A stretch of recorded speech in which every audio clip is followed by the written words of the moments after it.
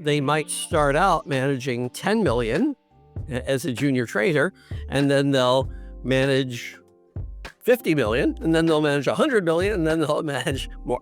But it always stays as 0.25%. So they think of risk in percentage terms to make it easier to scale up.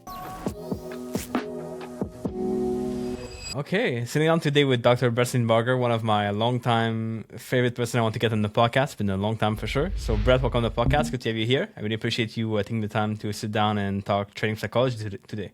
Oh, thank you so much, Etienne. It's great to get together. Awesome. Let's begin with this. I want to hear, how did you come across trading psychology in the first place? What made you kind of go into trading? Okay, there are a couple of different questions there. Good questions. I went to school, majored in psychology, and decided to become a psychologist, and specifically a clinical psychologist. I'm really interested in how people work, what makes people tick. And that's partly because I'm interested in what makes me tick. So I've had an interest in psychology for years and years and years. Now, at the same time, I developed an interest in financial markets. I began trading in the late 1970s, which I think is before your time. And it's like ancient history. So I began trading in the late 1970s, and I did that as a side activity. And I did it throughout my time at school when I was going to graduate school. But it was always a side activity. Then I decided in the year, I think it was 2003, I wrote my first book about the psychology of trading. I tried putting them together. And it turned out that the book was successful. And a trading firm in Chicago asked me to join them and work with their traders. And so I became part-time at the medical school where I was teaching in Syracuse, New York, and started working with traders full-time and have been doing that for the last 20 years. What do you find about trading psychology? Is it like different than regular psychology, or is it like pretty much the same patterns that come back in trading? Again, good question. Trading psychology is like other performance psychology. In other words, if you work with people who are performing artists, or if you work with people who are professional athletes, there is a psychology to performance. And that's what we see in the trading world. And many, many, many, many, many times, the problems that people have when they first learn trading occur because they're not pursuing performance psychology. They're not pursuing performance the right way.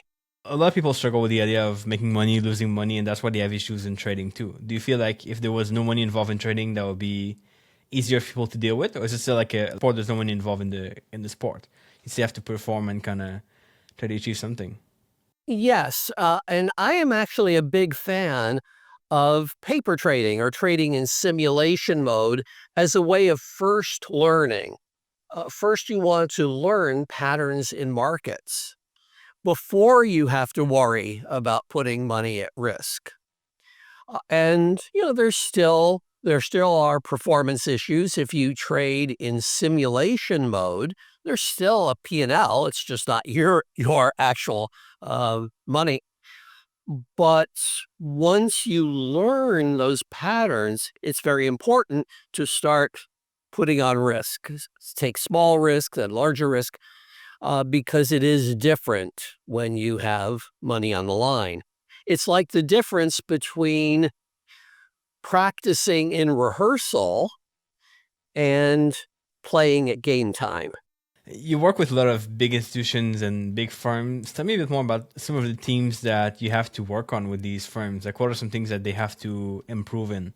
Yeah, so with professional traders, they've already gone through the first phases of their learning curves. They're already profitable, but they're trying to grow their profitability.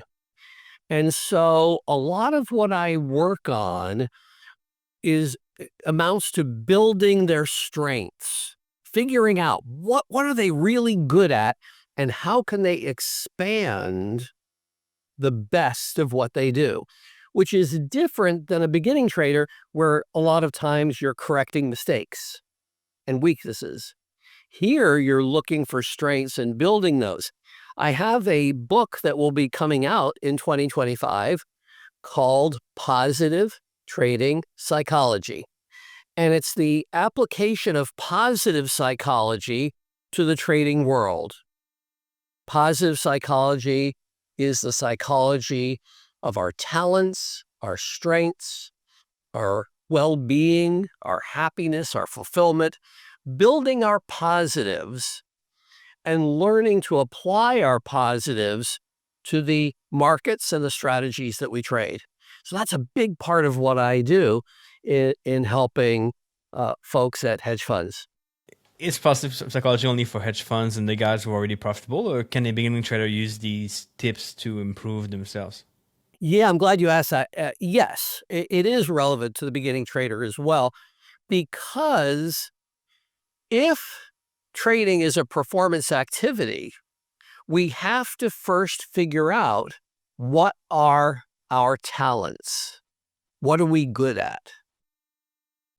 We want the talents of a very short-term trader, a very short-term day trader, are very different than the talents of a swing trader or an investor. Those take different abilities, different cognitive processes. For example, the very short-term trader has to be excellent at quick thinking and pattern recognition. Now, if I don't have those talents to begin with, trying to become a scalper, a short-term trader, is not going to work for me. I have to learn trading in the areas of my strengths, in the areas of my talents. And that's where positive psychology is relevant. Once I start in areas of talent, then the next step is to connect with a mentor or mentors, people who can teach me skills. Just having talent isn't enough. We have to translate the talent into skills and build our best skills, which also is a positive area of psychology. And then when we have talent and we have skills, then we can work on our mindset and make sure that we're energized, make sure that we're focused in our peak condition of mind. That's a good one. Tell me, how does a beginning trader figure out what their strengths are? Or because there's like tests for personalities and things of the sort. Does these tests help with trading, or is it like a different thing? Yeah, no, I don't think it's just about personality. I really do think you have to try many different types of trading before you figure out what your strengths are. For example, when I was in school, I played many different sports. Most of them I was terrible at, really bad. Okay. But that was information, right? I was better at basketball. And so I ended up pursuing basketball, and I ended up practicing it.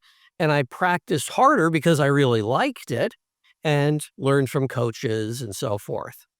So I think the beginning part of trading is just looking at, learning, trying out different markets, different strategies, different time frames, figure out what speaks to you and what you're good at. And maybe maybe you're not good at trading. That's a real possibility. Maybe that's not where your future is meant to be. And that's okay. You know, I've talked about this in my previous books. I tried trading full time and I made money, but I didn't like it. It wasn't for me because I enjoy working with people. I'm a psychologist. So sometimes trading is not our path, and that's okay. We have to figure out what other areas speak to us and represent our strengths. One of the things I hear a lot is people say, especially beginning traders that they want to scale up, they say, "Oh, like it's just numbers." So they think it can go from like a very small account to a big account in no time because it's just numbers and they just multiply the number together to a bigger account. Tell me a bit more about the work that goes into scaling up as a trader and going from like maybe a certain position size or a certain capital amount to bigger amounts over time. Yeah, there's a sense in which that's true. The professional traders don't think in terms of dollars and cents. They think in percentage terms.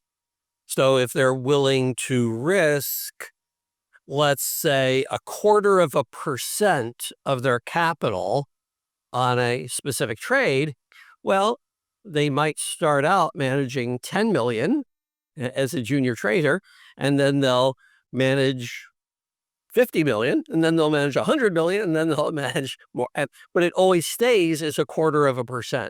So they think of risk in percentage terms to make it easier to scale up. In general, and this is something I talk about in the new book, you want to scale up in a stair-step way. So you start at a low level of risk taking, get profitable, get consistent. Once you're profitable and consistent, you increase the risk taking and get profitable and get consistent at that level. And then you risk a little more and get profitable, consistent at that level.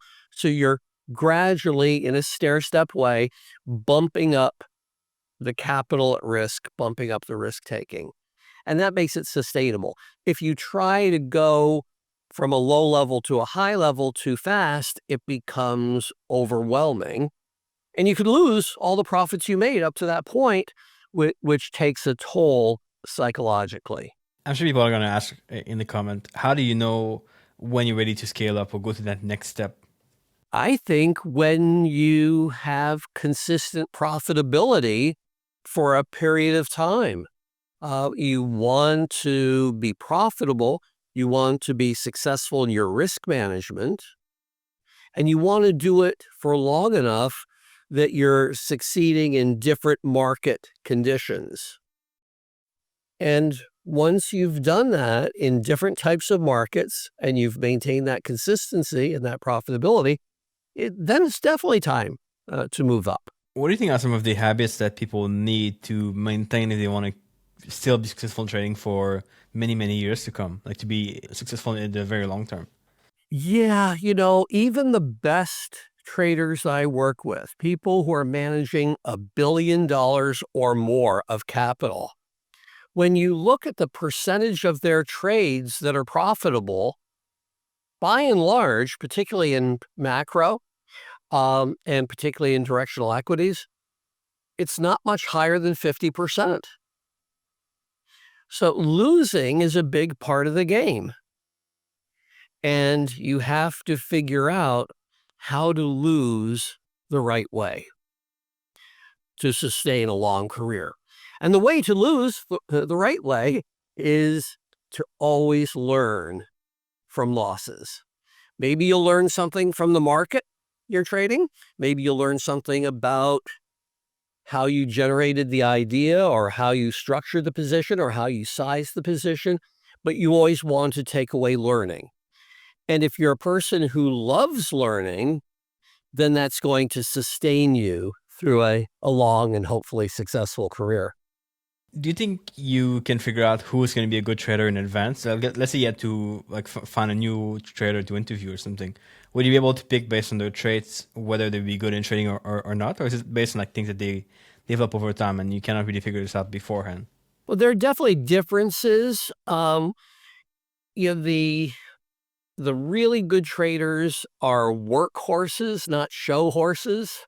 They really put in effort and have an intensity about their learning. They build their confidence, they build their positive psychology in how they learn and how they improve their performance. Many times you can learn a lot about a trader by how they work on their trading and how they work on themselves. The really good ones work very hard. I think books like the Market Wizards series by Jack Schwager are very helpful because you see some of the common characteristics of successful traders. One of the things that I learned from Market Wizards back when I read it, and this have like a lot of new ones over time, is that all traders are very different. They all have their different styles. Like you mentioned, different maybe time frames. What always have some of the commonalities that you've seen from traders over time? Yeah, there are real differences. For instance, a purely quantitative trader is different in how they process information, obviously, than a purely discretionary trader. Where I see similarities is in process. They do different things and they do things differently, but the process of how they learn new opportunities, how they develop skills, how they build their business, that process is a similar one. When I've done uh, evaluation of traders, one thing that comes out consistently is the factor of intellectual curiosity. The really good traders love to learn markets. They love to learn. They love to explore. They love to explore. They love creativity, finding new things, doing new things. And that excitement about learning, that creativity, is what keeps them motivated even during the times of drawdown. The really good traders aren't just interested in trading, they're interested in markets. They have a fascination for markets and learning markets, and that's that creativity, that's that curiosity that keeps them going. If they're only interested in trading in P&L, then their motivation is going to go up and down as our trading and our P&L go up and down. Something has to sustain us. That's a good point. How did you develop that? I would say that mental stability of like the ups and downs with profits and losses for a beginning trader that could be really hard to focus on to kind of try to remain stable when you have these ups and downs in your P&L. What we tell them to focus on to be able to get that mental stability? Well, two answers to that. One is if you start small and gradually grow, the way we talked about in that stair step way, then the losses will never be too big. You should never lose so much money that you can't come back reasonably. So you keep the risk taking moderate, and that keeps your reactions moderate. And that's really important because over time you build a tolerance to the ups and downs. You become familiar with those. The other thing is something I've mentioned in my other books. It's something I mentioned on the Trader Feed blog. Um, and by the way, a lot of the topics we're talking about, if you look them up on the Trader Feed blog, TraderFeed, a lot of articles. I've been writing that since 2006. A lot of articles on these kind of topics. But one thing I've emphasized on the blog, I've emphasized in my books, always, always, always, always have things in your life that are more important to you than trading and more important to you than P&L. So I have a family, a wife of over 40 years. I have 5 kids, 7 grandkids, 4 cats at home. um, I also have my career as a psychologist. I also work, I do teaching. I'm involved in many spiritual activities. I have many different things that are important in my life, and trading is one of them. And so if trading goes up and down, if the P&L goes up and down, it's just one part of my life. It doesn't define who I am. If I make trading everything and all important, I'm going to be vulnerable. And that's a hard place to be because the P&L always does go up and down, given the uncertainty of markets. That's a good point. Do you work with traders who hate processes? They love to have more discretion in how they do things. Those are not different. Discretionary traders can be very process driven. Being process driven means that you follow certain rules, that you follow certain procedures, but you use your judgment. And so I may use my judgment to enter a trade, let's say I'm trading stock index futures and we're breaking out of a range to the upside, and I'll buy that breakout because I see it's coming on increased volume. That's a discretionary trade. But how I prepared for that trade, there is a process to it of what I look at, how I look at it, how I size trades, et cetera, et cetera, et cetera. So I think process and discretionary trading go hand in hand. Otherwise, it's just trading on impulse, and that's a waste of time. What would you tell traders who want to maybe are not professionals yet, but they want to be able to build their trading to where they can be professionals? They can work in a big firm. They can really kind of work with the traders like you work with. What could they do to increase their skills to get there? That's a good question and a tough question because to some degree, what people are doing at hedge funds and investment banks are different from the individual trading that you or I might do. A lot of what goes on at hedge funds is investing, not trading. They will have many different positions at one time and hold those positions for days or weeks, sometimes months. So they are building a portfolio of many different positions and hopefully positions that are not very correlated with each other. I might have a trade in Brazilian currency. I might have a trade in crude oil. I might have a trade that's long the US stock market. Hopefully, those are relatively uncorrelated so that if one trade doesn't work out, other ones can, and that smooths my equity curve. That's what hedge fund management is all about. Money management is all about. The individual trader would need to join a hedge fund at a beginning level, which is usually as an analyst, and literally learn that business from the ground up. Doable. The challenge is to get in the door, so to speak, and learn those skills that you would need as an analyst. And sometimes people go to school for that. They get certifications for that in order to qualify. But it's a different game. The hedge fund investing is a different game from short-term trading. Many short-term traders, if they're initially successful, decide to join proprietary trading firms. Now, prop firms trade more like I might trade as an individual trader, but you are trading the proprietary capital of the firm. So you can really grow quite a bit. They organize as teams in many prop firms. The people I work with at SMB Capital would be a good example of this. So you start out on a team and you start out with a relatively small level of risk taking, but you're constantly learning from team members who are successful, and you gradually grow your risk taking, and profits are shared between the trading firm and the trader. That's a very doable growth path. And there are a number of successful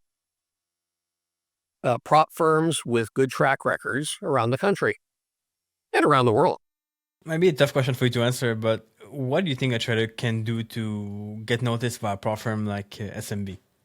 Because I work with the folks at SMB, I can most easily answer from that perspective. They run classes. In fact, I join the classes every so often. And if they stand out in the classes, and if they stand out in their trading while they're taking the classes, then they might be interviewed for a position.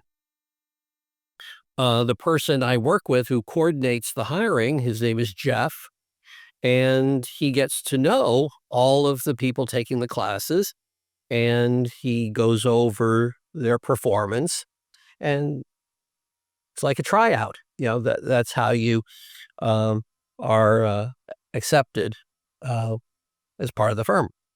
You think it's only based on performance, or is it based on traits and what they see in traders? Yeah, good question. Performance is part of it, but not the entire part. Obviously, they care about the person. They want someone who's eager to learn, but also eager to share what they've learned with others. So personality does matter.